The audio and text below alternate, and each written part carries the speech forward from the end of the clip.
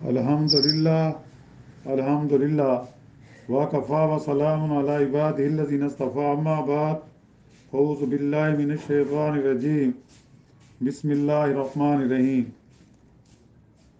لا یذوقون فی الموت الا الموتۃ الاولی ووقاهم عذاب الجحیم۔ وہاں وہ موت چکھنے کے نہیں، ہاں پہلی موت، اور وہ مر چکے، انہیں اللہ تعالیٰ نے دوزخ کی سزا سے بچا دیا۔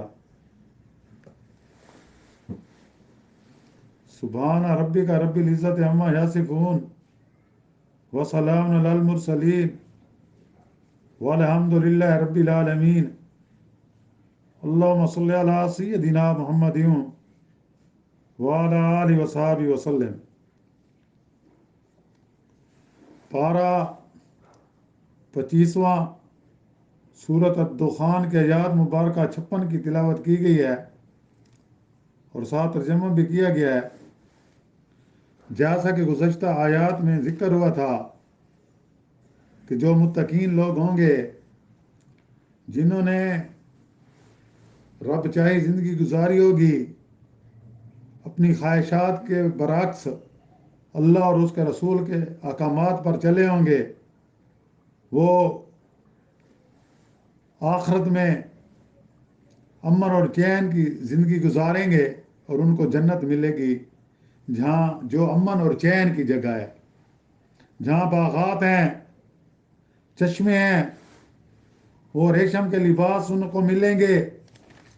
ایک دوسرے کے سامنے بیٹھیں گے، ان کو بڑی بڑی آنکھوں والی حوریں ملیں گی، ان حوروں سے ان کا نکاح کر دیا جائے گا، اور وہاں وہ جس چیز کی بھی فرمائش کریں گے فوراً حاضر کر دی جائے گی۔ قسم قسم کے میوے ہوں گے، قسم قسم کے کھانے ہوں گے، وہاں انہیں محنت نہیں کرنی پڑے گی، وہاں انہیں پریشانی نہیں ہوگی، وہاں انہیں بیماری کوئی نہیں لگے گی، وہاں وہ ہمیشہ جوان رہیں گے سدا، اور کبھی ان کو موت نہیں آئے گی، خوش و خرم زندگی گزاریں گے، بغیر محنت کے ان کو ہر چیز ملے گی، عیش و عشرت کی زندگی ہوگی، اللہ کے انعامات ہوں گے، اللہ کا دیدار ہوگا، حوریں اور غلمان ہوں گے، ایک دوسرے سے جنتی مذاق کریں گے، اور وہ زندگی عیش کی زندگی ہوگی، لیکن اس زندگی کا دار و مدار اس دنیا کی زندگی پر ہے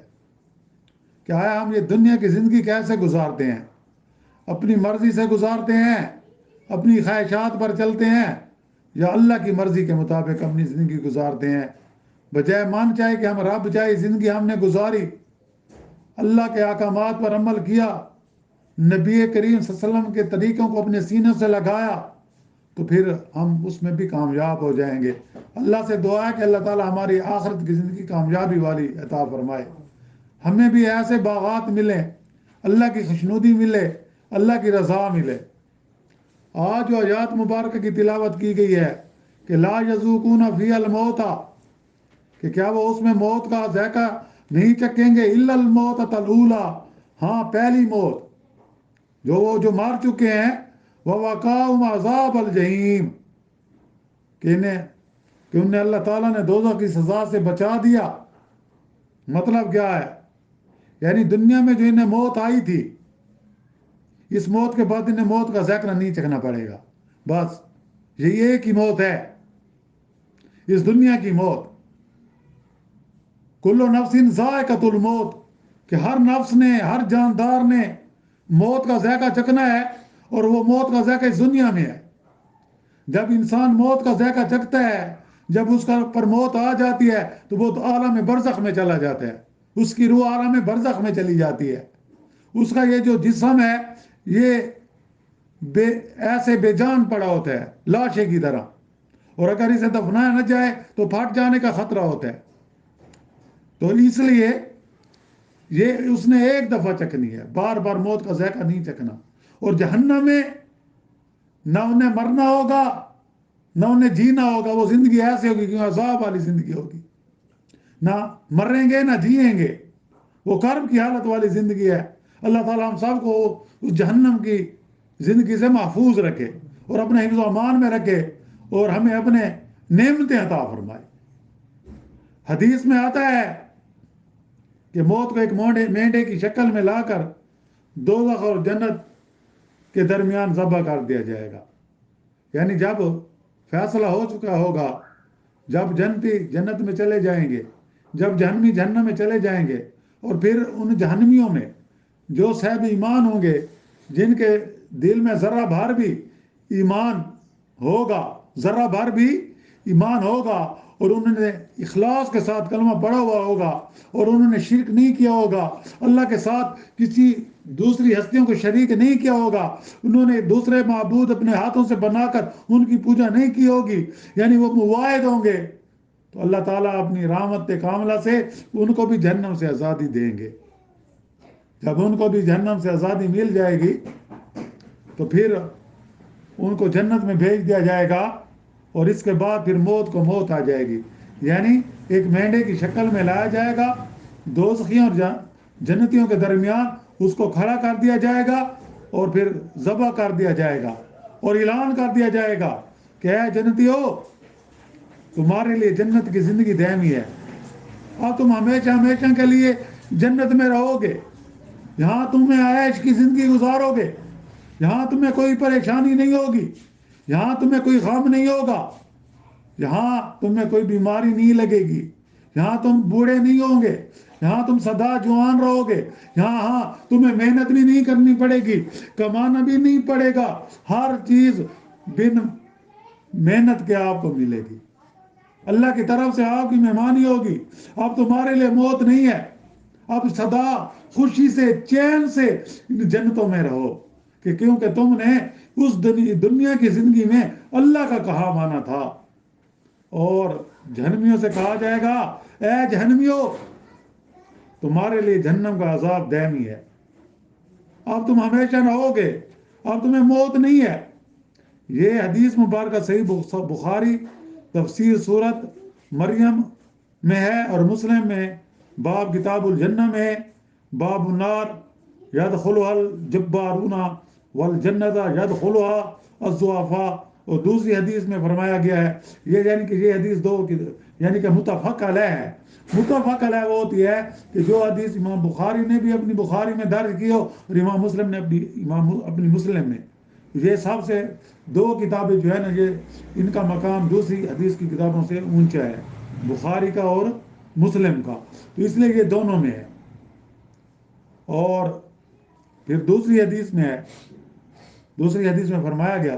اے جنتیو، اے جنتیو، تمہارا مقدر اب صحت اور قوت ہے، اب تم ہمیشہ صحت مند رہو گے، اور تم کبھی بیمار نہیں ہوں گے، اب تمہیں کوئی بیماری نہیں لگے گی، یہاں تو قسم قسم کی بیماری ہیں، جس کو دیکھو کوئی نہ کوئی دکھ ہے، جس کو دیکھو اس کو کوئی نہ کوئی غم لگا ہوا ہے، کسی کو دیکھو کوئی بھی ایسا شخص آپ کو نظر نہیں آئے گا جو کہے کہ مجھے کوئی دکھ نہ ہو، مجھے کوئی بیماری نہ ہو، چاہے نیک ہے چاہے بد ہے، کوئی نہ کوئی اس کو پریشانی ہے۔ لیکن یہاں کی پریشانی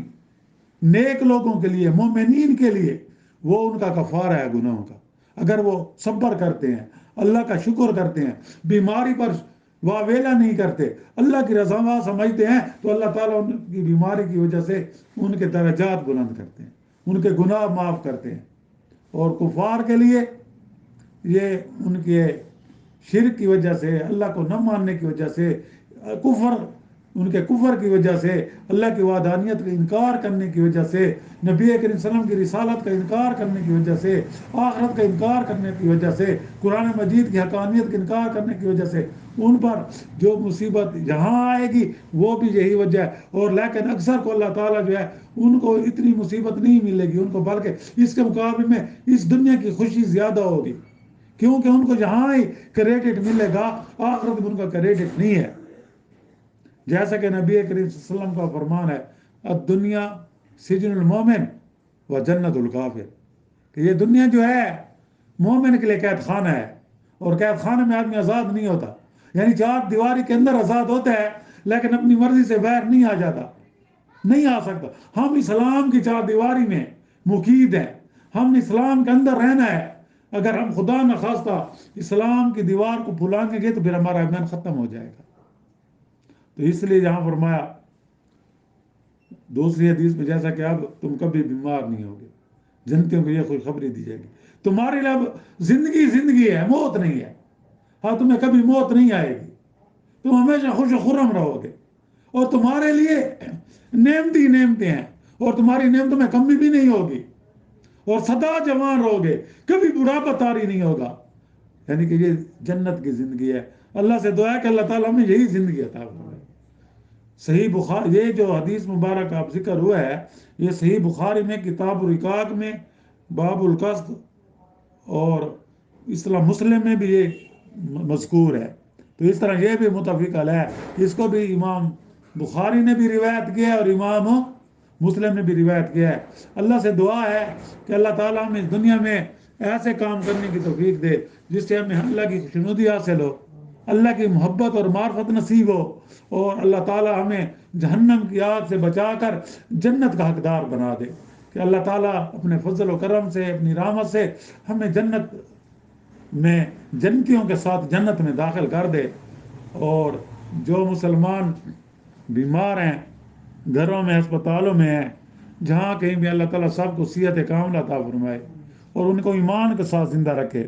جتنے پریشان حال ہیں اللہ تعالیٰ سب کی پریشانیوں کو دور فرمائے، اور جتنے ضرورت مند ہیں، حاجت مند ہیں، اللہ تعالیٰ سب کی جائز حاجات کو پورا فرمائے. اور اللہ تعالیٰ ہم سب کا خاتمہ ایمان پر فرمائے. اور جو مسلمان اس دنیا سے رخصت ہو گئے ہیں اللہ تعالیٰ ان کی مغفرت فرمائے اور ان کو جنت میں اعلیٰ مقام عطا فرمائے. اور ہم سب کو بقیہ زندگی قرآن و سنت کے مطابق گزارنے کی توفیق عطا فرمائے. اللہ تعالیٰ مسلمانوں کو اپنا آپس میں پیار، محبت، نفرت سے بچائے، محبت عطا فرمائے، نفرت سے بچائے، فرقہ واریت سے بچائے. مسلمانوں کو ایک سیسا پلاوی دیوار بنا دے کہ جس سے کفر جو ہے اس سے ڈرے. آج مسلمان کفر سے ڈر رہا ہے، اللہ تعالیٰ مسلمانوں کو ایسا بنا دے کہ کفر پھر مسلمانوں سے ڈرے. اور جہاں مظلوم مسلمانوں پر ظلم ہو رہا ہے اللہ تعالیٰ ان کی غیبی مدد فرمائے، خصوصاً فلسطین کے مسلمانوں کی، کشمیر کے مسلمانوں کو، اور جو کفار اسلام کو اور مسلمانوں کو ختم کرنا چاہتے ہیں اللہ تعالیٰ ان کو نیست و نابود کر دے. اور اللہ تعالیٰ ہم سب کو مخلص اور سچا مسلمان بنائے اور ہم سب کا خاتمہ ایمان پر فرمائے. وآخر دعوانا الحمد للہ رب العالمین. ربنا آتنا فی الدنیا حسنۃ وفی الآخرۃ حسنۃ وقنا عذاب النار. صلی اللہ تعالیٰ علی خیر خلق محمد وآلہ وصحبہ اجمعین برحمتک یا